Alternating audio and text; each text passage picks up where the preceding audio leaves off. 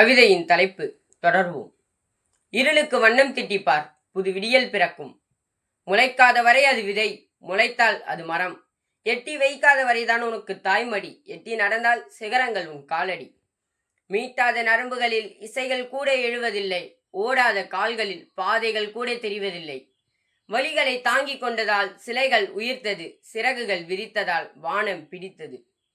தடை கற்களை உடைத்தால்தான் படி கற்கள் முளைக்கும், நீ நேர்கொண்டு எழுந்தால்தான் செவ்வானம் பிடிக்கும். நாடு நாடாய் பறந்தது சேவின் கால்கள், அங்கெல்லாம் தெரித்தது விடுதலையின் சுவடுகள். தேசம் தேசமாய் கடத்தப்பட்டார் மார்க்ஸ், கடந்தது கால்கள் மட்டுமல்ல, அவரின் சமத்துவ தத்துவங்கள்.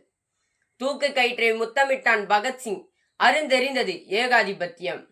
ஆதிக்க கொடுங்கரங்கள் கூண்டில் ஏற்றியது எங்கள் பிடலை, வரலாறு அவனை விடுதலை செய்தது. உழைக்கும் மக்களுக்கு வேர்வையும் குருதியும் காலம் காலமாய் பரிசளித்த ஜார்மனின் கோட்டையை தவிடு பொடியாக்கியது புரட்சி தலைவன் லெனினின் மக்கள் படை.